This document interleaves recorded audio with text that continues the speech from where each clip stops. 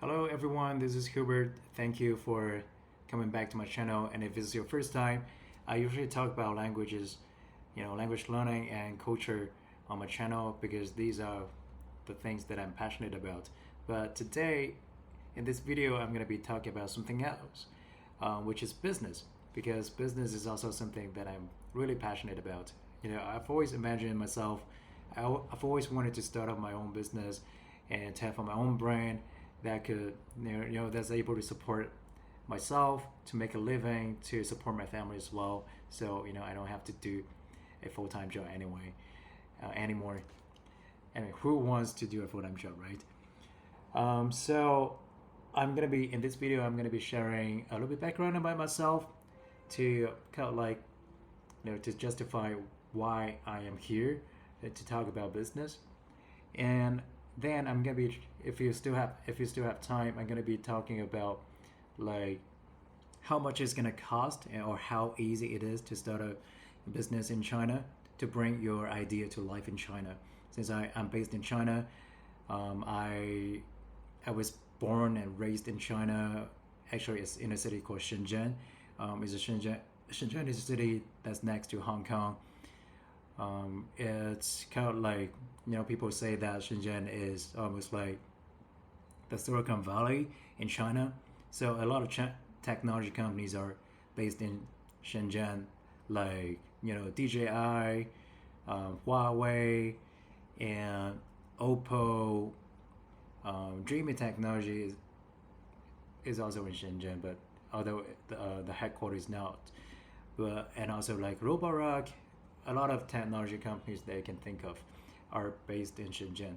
So I usually work for technology companies in the area of like electric vehicles, hair dryers, robotic vacuums, state vacuums, and headphones, wireless earbuds, this kind of technology products that you probably have seen a lot already on Amazon.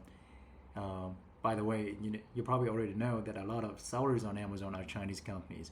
So I did have I think some experience with Amazon, but mainly with Shopify. So a lot of e-commerce experience throughout my career. I've been doing marketing for 10 years. I know I don't look like it because I got this a lot. Like a lot of people think that I am probably just like a fresh graduate just because of my look. But the fact is, I have been working for 10 years already. So I'm in my 30s. I don't think I have a lot of experience or more experience than most people in the marketing world, but I do have some experience because of the 10 years. Oh, it sounds really old, but unfortunately that's true. Okay.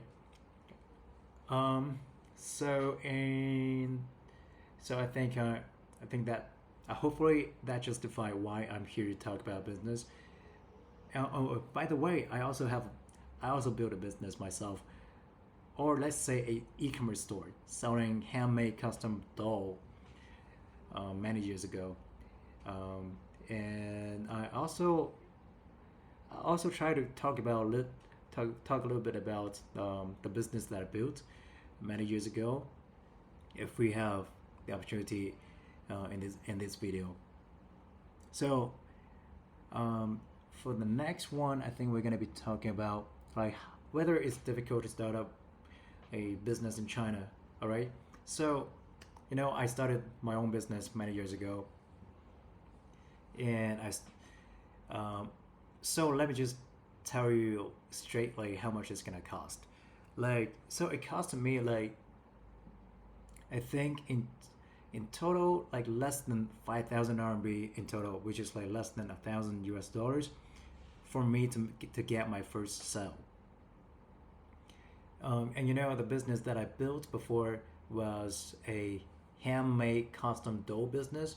And the reason why I came up with this idea was because it's always like one of the best business models to get the buyers first. If you're able to identify a bunch of buyers, a group of buyers, and they have the need for a potential product, then what you need to do is to find the product and bring the product to the buyers, and then to close the deal. That's the best business model. So the business was 100% profitable since day one. But the problem with, I think you can also imagine, like, the problem with this kind of handmade custom doll was that it's almost like impossible to scale, because you need to actually like hand make every doll, and every doll is like a custom order. So you cannot really like mass produce the product. So it was very hard to scale the business. So which is also the reason why I'm still doing a full-time job.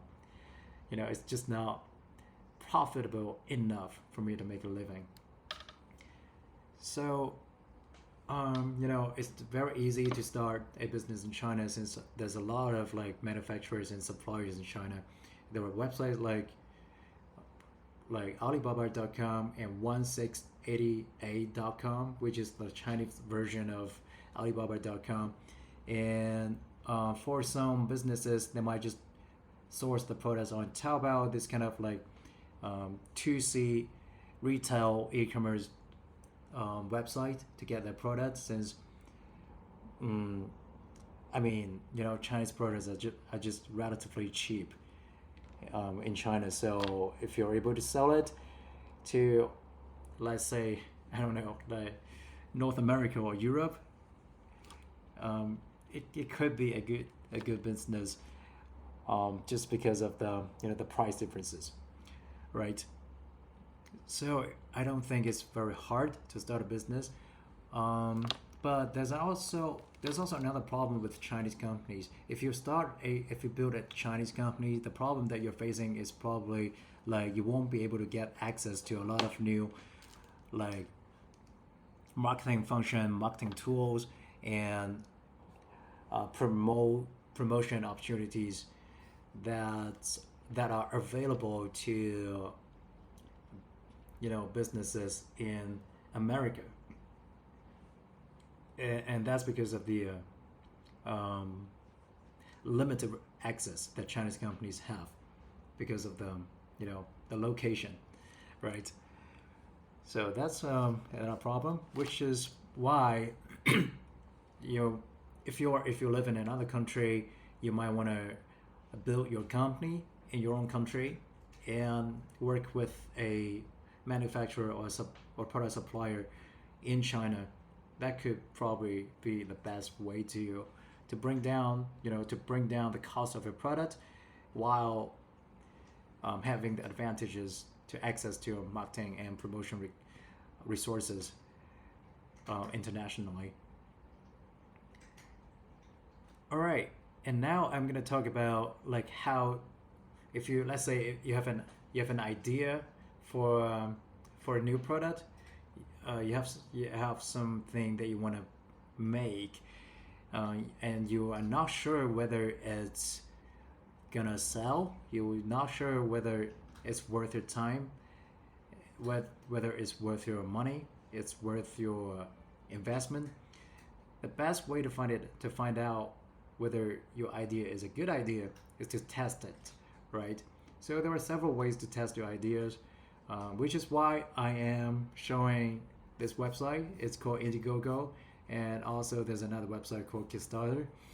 They are crowdfunding platforms that a lot of brands, a lot of startups use to test their ideas. So in order to launch a crowdfunding project, a crowdfunding campaign on these kind of platforms, you need to have visual content like images and videos, and also like the copy to explain your products.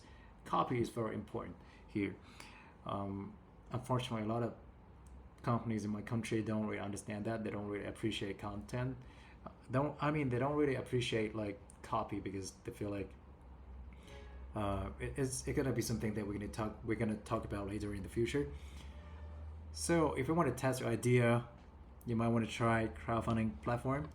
In order to launch a new product, you could, because it's for startups, it's crowdfunding. So you don't really need to have the product ready. when you launch the product, you could have basically an idea.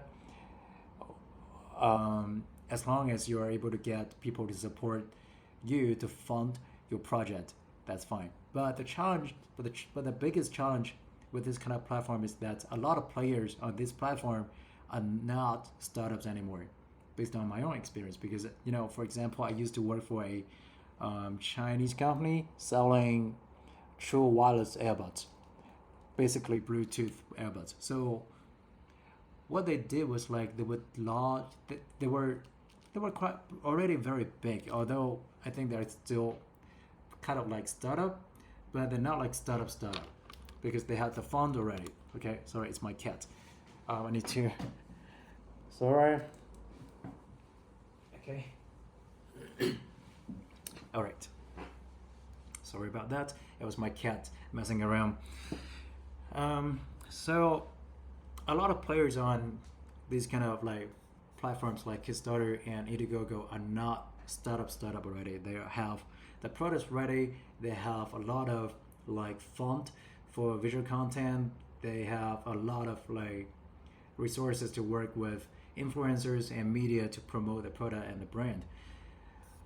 So it could be quite challenging to start a new project as a real startup company nowadays on these platforms. So another way to test your idea is to use like display ads such as meta ads. Meta ads were very effective many years ago because basically the algorithm on Meta is just so accurate and effective, and it's also very cost effective. It can only cost you a few dollars per day to start running an ad. So you could just like put the videos and the images in the ads and test out different ideas to see which one performs the best. That could give you some data to support your idea, right? In fact, a lot of Chinese companies use this kind of method to, when they were sourcing products So what they did was like they would hire like real fresh graduates and give them like $100 per day to run ads on Facebook, and these fresh graduates had the freedom to choose to pick whatever pictures they find on the internet, usually on Taobao and Alibaba.com, this kind of manufacturer website, and they would just put these images and this kind of content on a Shopify store. It only takes you a few hours to create a simple Shopify website, right? And then you can start running ads, and like $100 per day for a week, and see which type of product performs the best.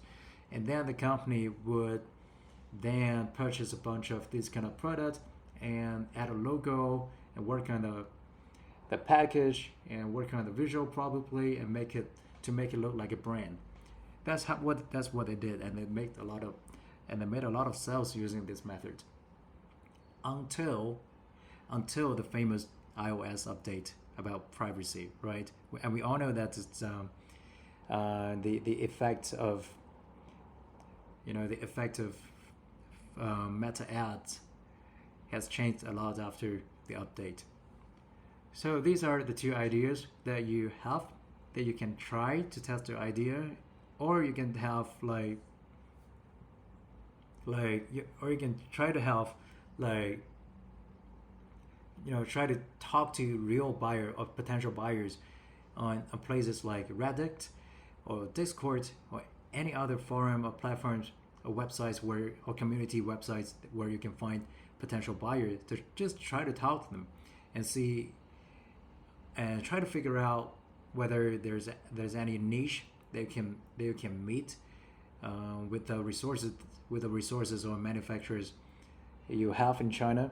That could be another way to go around. So you would have like a list of potential buyers in the very early beginning, doing it this way. It's also I feel like it's also another type of crowdfunding project, right? It's always like have your early supporters, early birds, help them support you, and so you get the confidence to negotiate a better price for your new product. That could be something you could try too. All right, I don't want to make this video too long. I think it's already like more than 10 minutes. I'm not sure. So that's it for today's video. If you are interested in this topic, feel free to let me know. I'll try to make more content about this topic, since business and marketing and also branding are something that I'm passionate about, and I really want to make more content about this. Thank you for watching today's video. I'll see you next time. Bye bye.